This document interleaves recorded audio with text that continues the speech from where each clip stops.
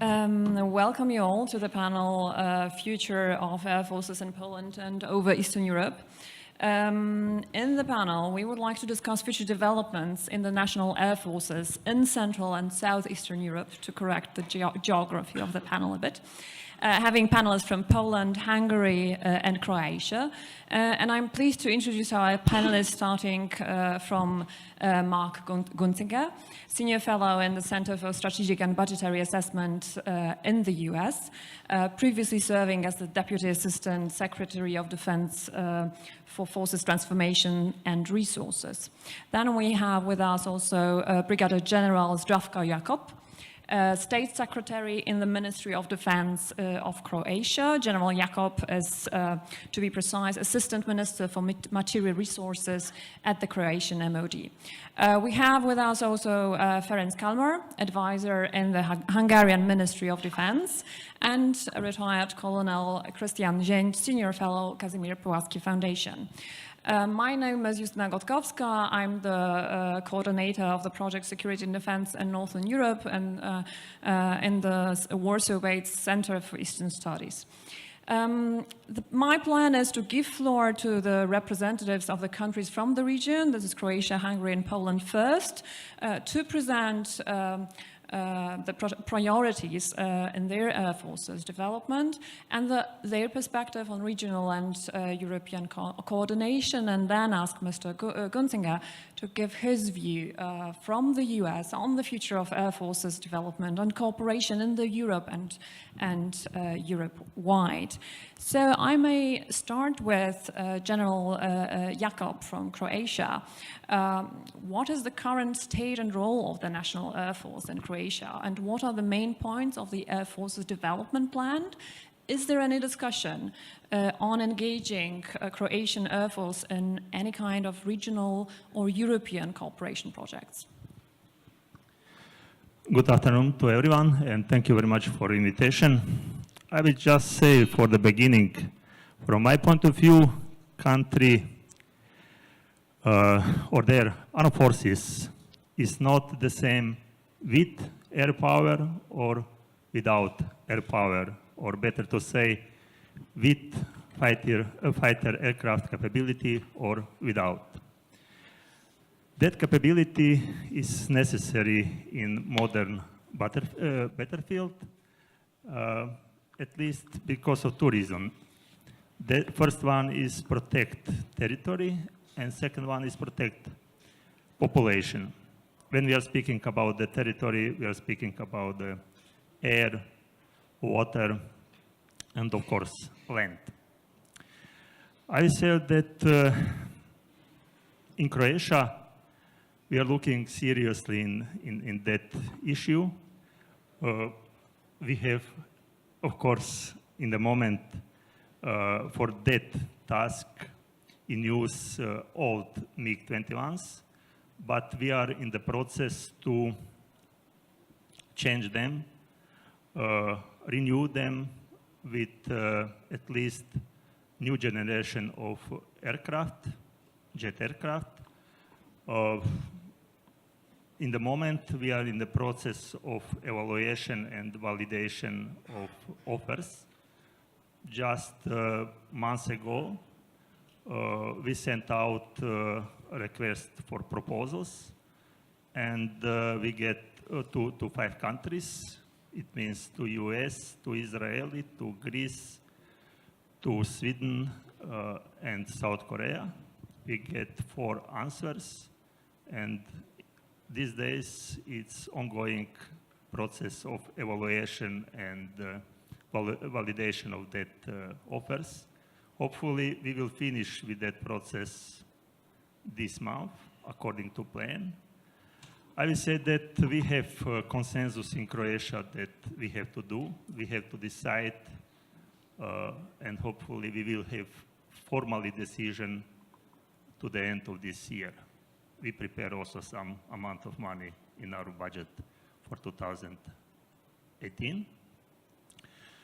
Regarding the possible cooperation, I will just say that we have excellent cooperation where it's possible to reach synergy in training aviation center together with that process start or initiated was with Czech Republic.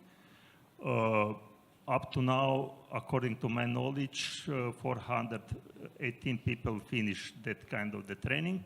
And that's really excellent example for smart defense. We usually use that magic words in NATO, where it's possible to combine capabilities from different countries. In that example, from Czech Republic, Croatia, Hungary also took part in that process.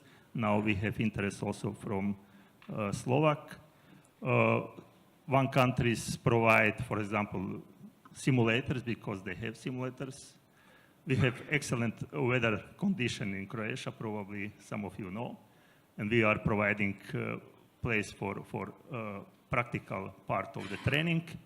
And on the end, we have capable people who are ready to use the best possible equipment when we are speaking about the helicopters. I'm ready for any kind of the question if you will have. Maybe we can go to the panelists from Hungary, since we don't have that much time, and leave some room for questions afterwards. What's the perspective, Hungarian perspective, or what's the priorities in the Air Force development, and what is your outlook for regional cooperation? Thank you. Hi, everybody. I'm trying to use the Hungarian example as one possible way of doing business as far as the future of Air Forces over Central Europe. And when Hungary was invited to join the Partnership for Peace, our American friends taught us two things as two buzzwords: cooperation and interoperability. And we tried to learn that as much as we could, not perfectly, but to use the examples of the presence in Hungary, we have two major platforms that we can talk about here today. And one is the Gripen fighters that we have, and that's an example of cooperation in a way that we have Swedish fighters flown by Hungarian pilots that were trained in Canada. Their weapon systems are American, and our fighters are capable air-to-air, air-to-ground, and all the missiles US, night vision goggles, and of course, these are targeting and air refueling also.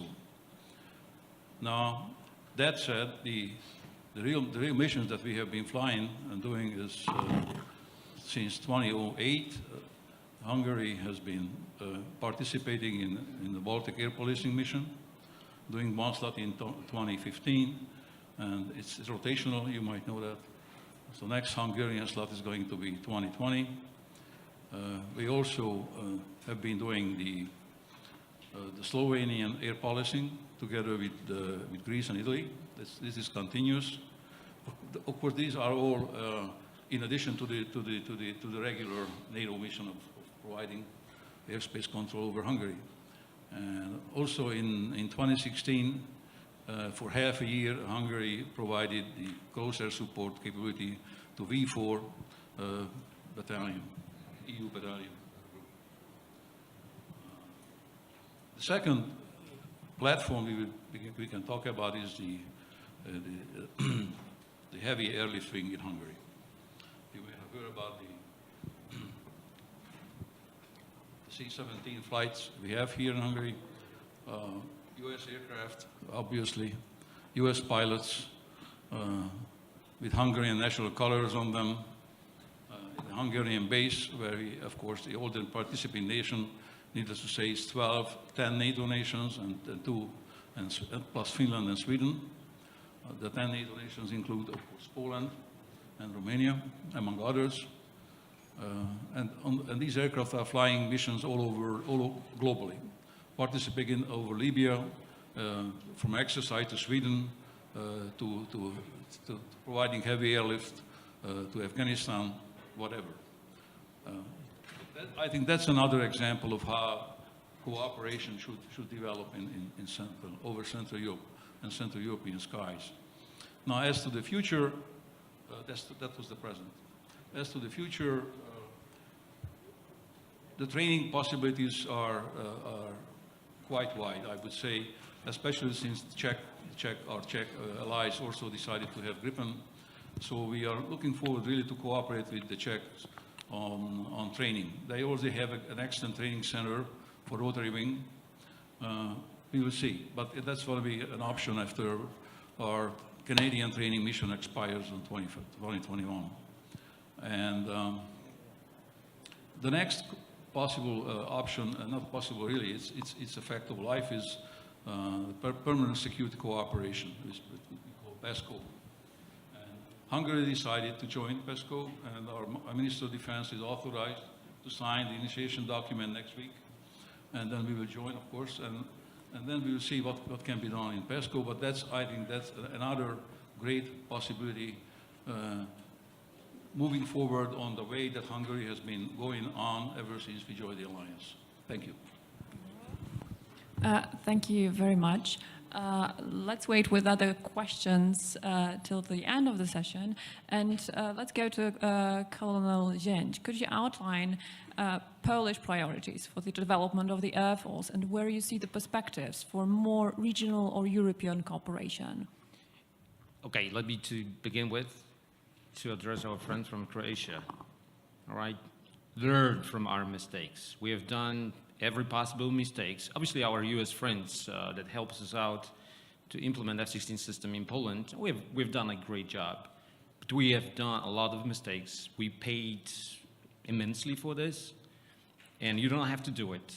You just learn from the mistakes, and you'll have a great Air Force with the new aircraft, whatever aircraft is going to be. All right, because Polish Air Force was pretty much the first one to change from the Soviet era everything, language, approach, tactics, mentality, and we really struggled with this. I remember the first time when I sat in Tucson, actually it was a San Antonio Randolph Air Force Base, and I sat in T-38, and this Texan ATC controller started to talk to me. I said to myself, is it time to die? I didn't understand anything, right? And I was about to take off. So I'm just telling you, you'll save a lot of money, a lot of effort just learning from our mistake. Okay, and coming back to your question, if you read the report, you'll have pretty much the outline of my thoughts, right? To cut the long story short, we need more and better quality.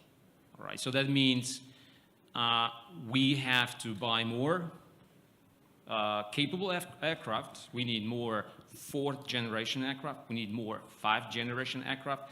We need aircraft which is the air dominance aircraft. Okay, and I know that we all wish to be a second Switzerland, right? To have a big budget, right? And to buy all those toys. Okay, we don't. We have those constraints, so we have to be smart with our wishes, with what we want. Okay, but nevertheless, Polish Air Force and Polish Air Defense, Polish integrated air defense system need more assets. It need more aircraft. It need more refueling, or it need actually refueling capabilities.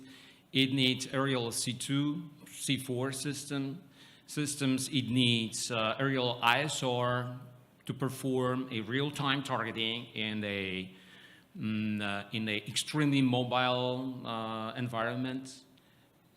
We need very good JTACs. We need some very state-of-the-art digital system to pass the information for a DCAS real-time about passing the information about in real time about the location of potential targets. There is a lot of needs, right? So this is the quantity and the quality. We can have everything, right? We can have the fastest car, right? Like Formula One. But if you don't have a driver that can cope with this car, it's pointless, right? And that is exactly what is true in the modern, or actually in the fighter jet world. You can have the state-of-the-art aircraft, but if you don't have a skilled pilot, you can scrap it. You don't need it. The pilot's going to be even dangerous for himself. Okay, so therefore we need a very good state-of-the-art training system, starting with Demblin. I'm looking at you, Peter, right? This is your role to set up a state-of-the-art basic course in Poland. Just forget about the US, about all those millions that we are pouring there, right? We need to have something in here in Poland. And then we have to have a state-of-the-art training system for tactical pilots, for F-16, whatever, F-35, Typhoon, whatever Gripen or a Mirage is going to be, or Rafale. But we have to have these systems in here, right? And those are the mistakes that we have done and we are still doing, okay? And so this is like, everybody should understand it, right? That the quality is, and it's easy to understand, right? Everybody understands that the quality is important, right? But it's kind of like painful to understand to somebody, to those who are decision makers, that, people are lying to themselves, right? So I know it's strange, and I'm not in the military anymore, right? So I can, this is great not being in the military, because I can tell you all those stuff. And I promised to General Majewski that I'm going to be talking those things, being with you. So once again, quantity and quality. Those are the two things that we need. If we really think about using the money that we are paying at the taxpayers and use it efficiently, right? So this is not like, I don't want to pay for the army that doesn't really serve my rights, right? Or my purpose. I want an army, I want the Air Force that's going to be using my money as a taxpayer efficiently, right? So quality and quantity. Quantity, quality, yes. But what about regional cooperation? I think Poland understands its role in the region as a kind of a hub, regional leader that tries to integrate also the neighbors, smaller neighbors. We would like to do that in the land forces. What about the Air Force? What's your opinion? Okay, obviously cooperation in the Air Force is a key, and being in NATO is awesome because everybody uses the same tactics and everybody speaks the same language. There are issues with the level of training or level of quality, and I've seen it many times. Composing multinational commandos, and we had pilots from different countries, and there was a high quality, medium quality, and low quality, right? And that was sometimes difficult actually to compose the commando from all those. But still, we are NATO, have the same tactics, we've got the same language, so this is good, okay? As far as the regional cooperation, this is a key for us, right? Sometimes we've got a problem to admit who should be the leader in it, okay? So where should be, for instance, the training center for our countries, okay? And obviously, Croatia and countries in the south, they want the training center in Croatia, right? And they are saying they've got beautiful weather, right? They've got, certain assets, right? In Poland, we want to have the training center in Demblin, right? We got the beautiful airspace. Yeah, we have, they are saying we have, not that good weather, right? But if we go for a combat, are we going to be choosing the weather? In this part of Europe, we're gonna be fighting in clouds, right? It's just like I was flying in the US 2 years without single cloud. When I came back to Poland, 4 months without sun. So this is the one thing, right? We have to find out where some assets will be located. And for instance, I'll give you the example of Romania, right? They have purchased 16 F-16s, right?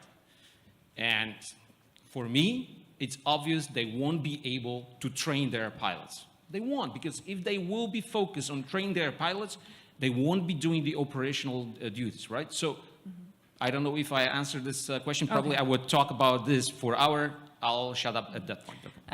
General Jakub, what is your opinion? Do you see any possibilities of cooperating with Poland in the Air Force in the future? Also within the CSDP projects that are to be developed and that hopefully with Poland will be taking part in it? I will say not only with Poland. We are in the process to pick up all experience also in this process, also from Poland. We visited Bulgaria, Romania, Israel, US. I think that cooperation is necessary in all kind of the operation inside of the NATO. Training is only one in that process. We are looking to have some of that capacity also in the future. But really, NATO is organization where is fundamentally, I think, or necessary, or for better perspective or of all inside to change experience and believe to each other. From that perspective, I say, yes, we are ready to cooperate with Poland in that area, but also in some other areas already we are cooperate, but not only with Poland. But decision will be taken when we will know what kind of aircraft we will have. True. Maybe I will ask Mr. Gunzinger about the outsider perspective. What does the US expect, apart from buying American, from the allies in Central and Southeastern Europe with regard to the development of the air forces? And what is your perspective on the possibilities of enhancing cooperation between the air forces in the region and Europe? First, I'd like to thank Pulaski Foundation for this excellent forum. This is my first time here. I really appreciate them inviting CSBA to come and speak. And thank you for your great comments today. I appreciate it, Colonel. How many airmen are in the audience, please? Okay, a handful. I was also a pilot before I retired and put a suit on. But I invite you all to think like airmen right now. There are no borders in the air. There are no natural divisions of the battle space in the air, no rivers, no mountain ranges, and so forth. In a major conflict in Eastern Europe, Central Europe, there's going to be one battle for the sky. And our NATO partners are going to need to conduct integrated operations with the United States Air Force. And frankly, if you take a look at the state of the air forces as they exist in Europe today, and increasingly in the United States, there's some real issues. First, I see a lack of integration in terms of tactics, techniques, procedures, operating concepts, different approaches to how we're going to achieve the kind of air superiority we're going to need to provide support to ground forces in contact with an enemy. I see a lot of different kinds of systems being pursued by different NATO partners, which is going to make it more difficult to be interoperable, to fly from each other's bases, from using the same kinds of munitions, to have, frankly, interchangeable air crews in some cases. So the better you can integrate your air forces, your operations, your training, your tactics, your techniques, procedures, your munitions, your sensors, your communications, and so forth, the better we're going to be able to win that fight for the sky. Now, there's another problem, and it's one you may not hear too much, and you brought it up when you talked about quality versus quantity. Quantity without quality in the air, that's the real problem. So I urge NATO, frankly, to invest in as much quality as you possibly can afford. And that translates into, obviously, attributes in the aircraft in terms of survivability, range, stealth, payload, capacity, and so forth. But we do have a problem with capacity. If you look at the United States Air Force, it currently has 55 combat-capable fighter squadrons today. Desert Storm, 1991, they had 134 fighter squadron equivalents. And if you take a look at the history of major conflicts since the end of the Cold War that the U.S. Air Force is deployed to, they deployed on average about 28 squadrons per conflict. And supposedly we still have a two-war strategy. The problem is today the United States Air Force has about 1 to 1.5 wars worth of fighter aircraft.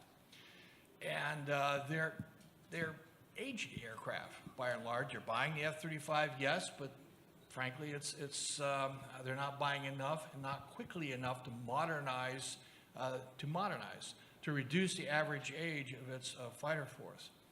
So increasingly, the United States Air Force, the United States is going to be looking to its European partners to help provide capacity to win that war in Europe. And I'll go ahead and knock these over right now. So I'll stop there. What about, what is your perspective on European cooperation? Do you see any specific projects that our region could engage? Yes, I've heard a lot about various programs that might be initiated on the part of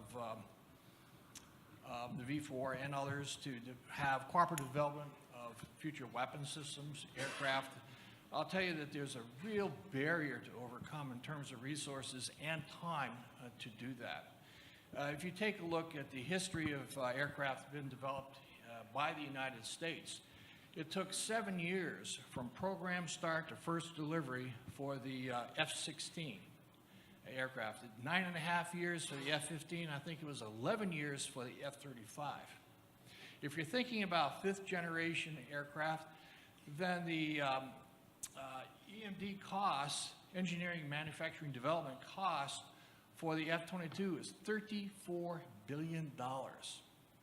And even for 4th generation aircraft, you need to factor in about $4 to $5 billion worth of risk of unknown expenses on top of what it would require just to develop an aircraft and get it ready for first delivery.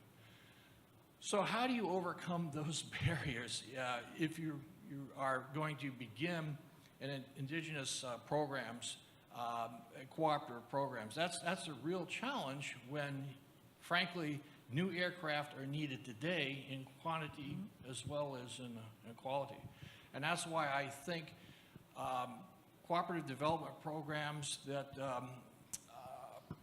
multinational programs such as the F-35 and others is pretty important, because you can begin to share those costs and risks across many nations instead of just 3 or 4. Mm-hmm. Thank you. I would like to open the session to the audience, and we'll gather few questions. These are the gentleman on the left. Wojciech Łuczak, Altair Agency Vice President, the publisher of the report Monthly Defense.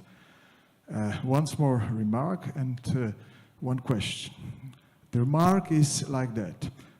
I'm fully supporting Christian Zięć conclusions that we made a lot of mistakes. One of those mistakes is that we are right now in front of us. This is everybody from himself. It means Croatia for himself, Slovakia for himself, Bulgaria for himself, everybody for himself. We did not consider even coordination, integration, on even some processing, even in selection of the future fighters. So everybody for himself. The same is in Central and Eastern Europe, in NATO countries, in the land forces equipment. Everybody for himself. Will it armored transporters? Everybody has for himself. So I wish success in that way. And the question is to our Croatian magnificent guest. Could you please, sir, provide us some information? What fighters are on the top of your, let's say, wanting list? You consider to buying something. We follow in the report Monthly Defense your attempts to buy something. So your wanting list in the fighters. Thank you very much. Thank you. The second question that I saw. Yes, hello, it's Heilig. Colonel, you was saying about, when asked about the trading cooperation, you was referring to NATO and cooperation with Romanian pilots, possibly. What about non-NATO countries, maybe Nordic countries, Finland, for example? Yes, any other questions? I would add another question to the round. We are talking about, in Europe, about CSDP coordinating, enhancing European cooperation, specializing more. Do your countries, Croatia, and my question goes to the guests from Hungary and Croatia, do you think in a future perspective of 15, 20 years about specializing, giving up certain capabilities and specializing in others? For example, giving up tactical some capabilities in the Air Force and concentrating, for example, in developing the land forces. Maybe we can start with General Jakob. Thank you very much for the questions. I will try to answer to auditorium. During my previous part, I mentioned that we sent out to 5 countries requests for proposals, and we get answers from 4 of them. I could say that because you know that evaluation and validation process is something what is under the project management team. I will say that we are speaking about F-16 and Gripen in the moment. That's offer from that 4 countries. Regarding the specialization, I will try to answer in that way. Everyone needs some general knowledge, and it's excellent when you could prefer some specialization in the way where you are the best. I hope that we will find solution where we could offer to our partners the best to reach synergy. I will say that without cooperation, it's not possible to reach synergy. And I gave some good example, that's Multinational Aviation Training Center, that everyone could put on the table something where they are the best. And some of them, they are the best in simulation or training simulation center. We were the best in some infrastructure. And finally, we get good result. I hope that also in that area, we could find that kind of the solution. Also take in account interoperability, or better to say, common goal. Thank you. What about Hungary? Do you think about specializing yourself on certain capabilities? Yeah, we tend to believe that we should set realistic sites realistically and objectives that are achievable. Now, commonality in platforms is clearly not one of those. But we must and should have commonality in air combat, command control, air-to-ground combat command control, and all kind of communications, among other things. And of course, the weapon systems commonality as well. Now, as to the future of cooperation, and especially in training and other fields, we have the European Defense Agency. And I would just like to draw the attention that this agency has really have great plans. Now these plans need to be carried out, but they really have great plans for setting up training centers for fixed wing and rotary wing aircraft. These training centers could be, it's not decided yet, in any Central European country or several countries as well. So that's an area where we already have the system. We just need to work the system. Thank you. And the question about cooperation with non-NATO countries goes to you. Colonel, yeah. Okay, thank you. I just address what Wojtek Łuczak just said. Okay, so just answering to your question, right? Look for the geography and you'll find the answers, okay? Do we have the same, should we have the same policy as Croatia has? We've got a different geography, right? So, and we can go at that point to the question that the gentleman at the end has actually asked the question about the Finland, right? Right now, we should have a closer ties with Finland right now. We've got pretty much the same threats. We should, but, pretty much, everything is that get us closer to Finland right now. So we should definitely talk to Finland, to Sweden about tightening the cooperation. Geography runs the geopolicy. And for years in Poland, nobody was taught about geopolicy, for years. And I see your face and you should waving your hand, right? Because nobody was teaching us geopolicy because nobody was supposed to be smart with the geopolicy, okay? Now it's time to get smart and to see what's the geopolicy, what we should do, okay? And yes, cooperation with Finland and Sweden is very important. Cooperation, obviously, with Croatia, Hungary, and Slovakia and Czech Republic, obviously, is important as well. About the cooperation, the question, what was your question? Because I was just focused on that. It was about the cooperation with non-NATO countries like Finland and Sweden that you've answered. Yeah, we had that discussion during a wargaming that we have performed in a Pulaski Foundation with General Breedlove. And we had all those discussions. Everybody was actually pointing out, hey, look, for Finland, they are pretty much in the same geopolitical situation. They've got a very long border with Russia, and we don't want to say that we are getting prepared for war, right? But that we have to do this, right? Mm-hmm. So therefore, yes, definitely cooperation with Finland, cooperation with Sweden, cooperation with Baltic states, right? With Ukraine and obviously the Central European countries. And one thing more I just want to add, since Poland has F-16s, right? Romania has F-16s. Maybe Croatia will have F-16s, right? Why don't we think about one logistics center for this aircraft, one overhaul center for this aircraft, one training center for this aircraft, common purchases for weapons, common purchases for spare parts. This is so easy and nobody picks it up, right? That should be done in the first place, and then we can save a lot of money. And then this money we can put into hospital and education, right? Thank you very much. This is an excellent point ending our discussion, but I would like to give a room for final words for Mr. Gunzinger. Yes, thank you. The United States has 4 air forces. And you said, Colonel, learn from your mistakes. Well, learn from our mistakes as well.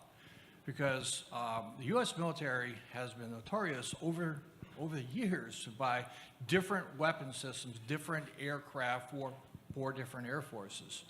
They have resisted integrating their programs, their tactics, techniques, procedures, their doctrine, their operating concepts, as well as the sensors and the weapons they might use. They resisted that for many, many years until the pressure of the budget and operational requirements drove them to better integrate their air forces, integrate their training. We have common training for our rotary wing forces, for example, common training for our basic pilot training.